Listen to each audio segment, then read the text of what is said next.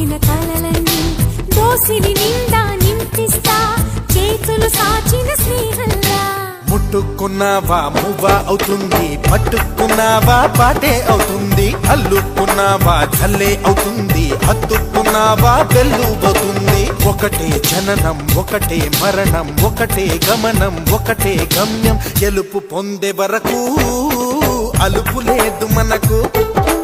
బ్రతుకు అంటే గెలుపు, గెలుపు కొరకే బ్రతుకు.